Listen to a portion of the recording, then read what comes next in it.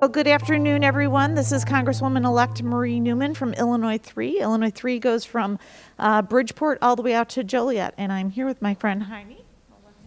Hi, a pleasure to be here, newly elected Congressman, Congress lady. I know it is, but I'm Jaime de Paulo. I'm the president and CEO of the Illinois Hispanic Chamber of Commerce, and I'm a resident of your district, so I'm happy to be here talking to my next-to-be Congresswoman.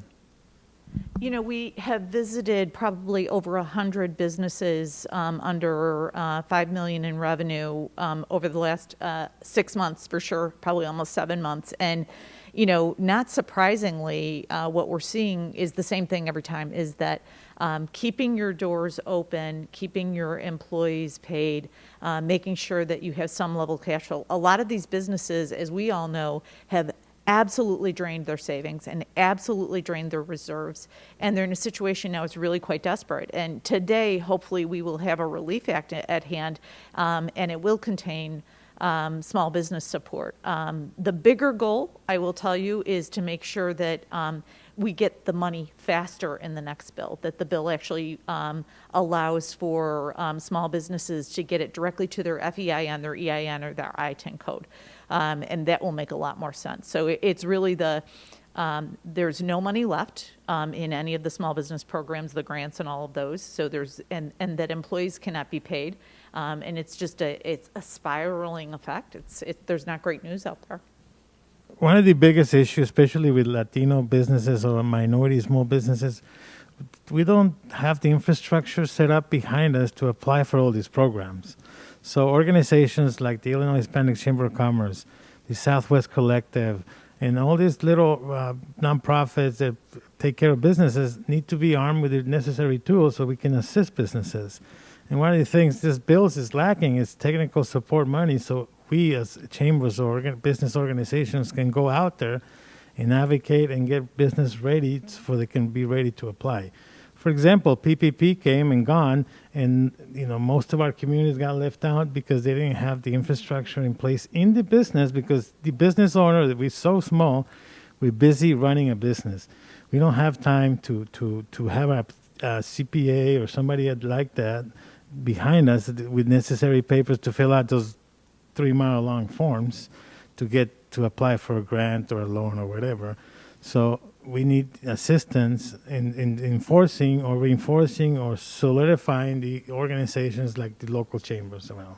And what I would say back to that, which is really important, is that we should be having the two streams, right? We should be funding those structures like chambers of commerce that are supportive, and then making it easier to get the cash directly placed into their account is really the answer there.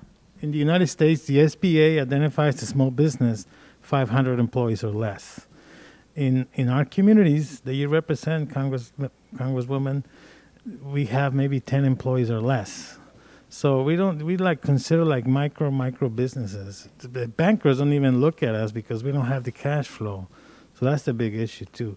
And one of the things we've been pushing, as I was talking to you about, is to make sure Congress sets aside a special fund so they can fund those 50 employees or less businesses, just to leverage that out. And make sure that those businesses that are receiving this money are in that criteria set, right? Because last time that was not the case. All these larger businesses got the money, and it was, through relationships at banks, and it was everything that we hate about corporatism, right?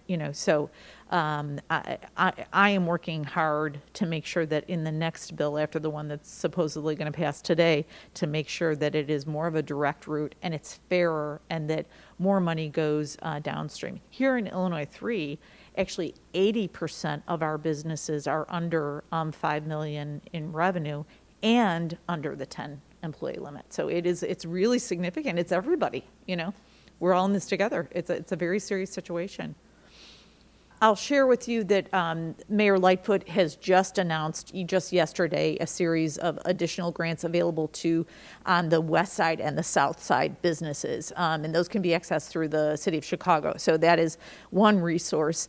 I don't believe there's a lot more left at the state level. they're telling us that the individual checks from this bill, again, supposedly passing today, will be a 2 to 3 week period. So let's all pray for that. Beyond that, I don't have knowledge of any other specific grants that have been developed in the last several months. There's some stragglers out there from the state, but I would definitely look into the West and Southwest Side program that Mayor Lightfoot has put together. These are grants of $10,000 grants to really small businesses.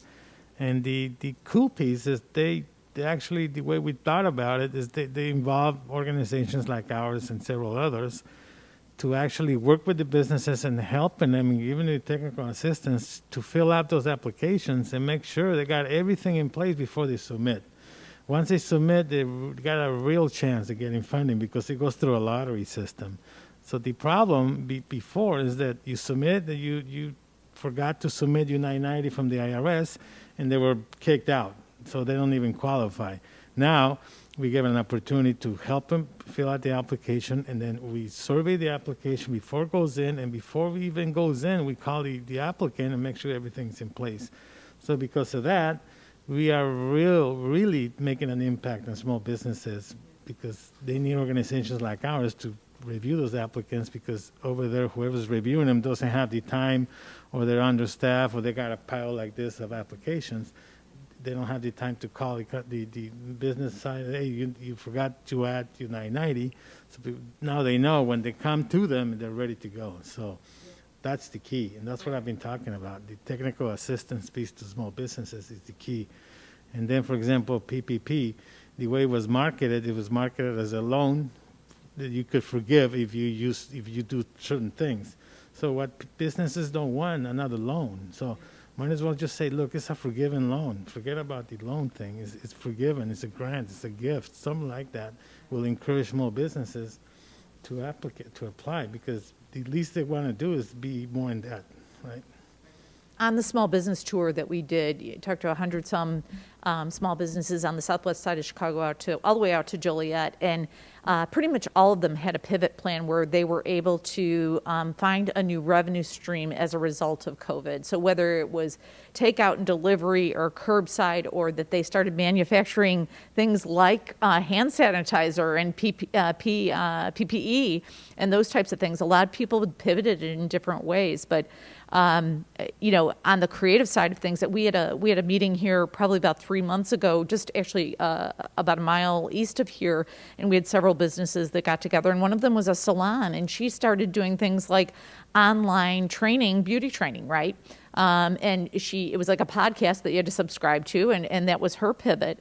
Another group actually out in the southwest suburbs, they told me about a group of restaurants where they had group dinners at the places where there was big spaces. So one restaurant had a big parking lot and decided that we'll have a different colored tent every night, and then the restaurant that would be in the neighborhood, a different one from each of the neighborhood places, would come and be the restaurant for that night. So it was like a traveling restaurant in this parking lot, and it worked really well, and it serviced all these folks.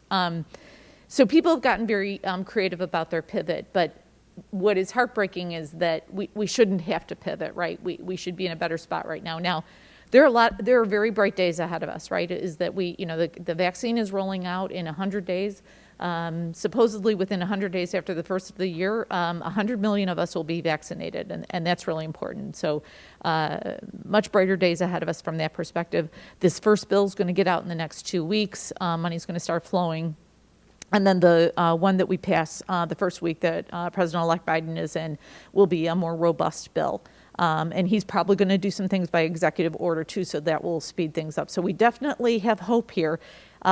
But what I ask everybody is please, please, please use your small businesses and family-owned businesses in your neighborhoods. We're really stressing this to everybody in Illinois 3. The other piece of hope is everybody is. This community is outstanding, and I maintain that we are all doing okay as a result of the fact that everybody's pitching in and supporting one another. So I couldn't feel better about this community and how well they're working together. Yeah, in terms of pivoting at the chamber side, we have 18 professionals that go and survey the business and they sit down and they come with creative ideas how to reinvent themselves.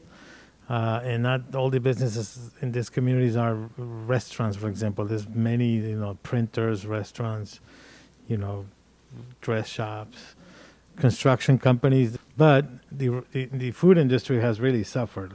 And we're going to lose, unfortunately, about 30% of the restaurants. And you see it every day. They're getting shut down.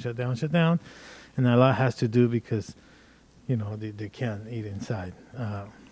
But we got to help them reinvent themselves. As they can't pay the delivery companies out there. I think they take advantage of the restaurants because the fees they charge. In the food industry, the percentage of profit is about 35-40%. And when you have a company taking 30% of your revenue just because they're going to help you deliver, it doesn't give you room for growth, right? So you really have to make some hard choices, reinvent themselves, and start. And one of the things that's coming out very popular lately is e-commerce. So it's an opportunity here. This pandemic taught us that if you sell a product, you no longer can just sell it to the neighborhood. You can go worldwide if you utilize the mailman in the right way, right? So technology is the way to go, and beyond this pandemic. So we got to learn how to utilize, especially in our communities, the e-commerce. And one of the things I always tell small businesses is the mailman it just doesn't bring bills to you. Utilize him to take your product elsewhere. So. And there are many of these throughout the suburbs that the chambers are really acting as consulting units, just as you are, saying, here's how to fill out this form. This is how you can access this program. And that support is really important. So I encourage all of you to keep doing more of what you're doing, working together and working with all these wonderful businesses and really supporting them, both from a moral standpoint, a moral support standpoint, as well as a business standpoint, helping them hang in there. But I think all of our individual responsibilities in this pandemic is to help one another. And so my husband and I make a list every month of all the businesses we want to support in some way, even if we spend $10 there, and make sure all of our neighbors do that and have that very viral effect in every single town and zip code. So that's what I'm asking everybody to do, is that make your list and make sure you visit all of these businesses and shop local. Moving forward, the Chambers of Commerce or Business Associations is going to play a key role because you might have a vaccine, but it's going to take years to bring everybody up. So in Washington, my message to you is, help us bring those dollars down so we can support small businesses and give them back to where they were. That's all. New businesses, we've seen an influx of new businesses coming online because of the technology piece. But the businesses that were in place, if they didn't have the technology in place, I'm sorry, and it's sad to say, you see it in the neighborhoods, they're going under. But they need to understand that organizations like Southwest Collective and the Illinois Hispanic Chamber and all of them have the mandate to help at no cost, because we get paid on the other end. So our job is to give the technical assistance you need to survive, to pivot, to sell a product at no cost, because we're getting paid by somebody else. So keep that in mind.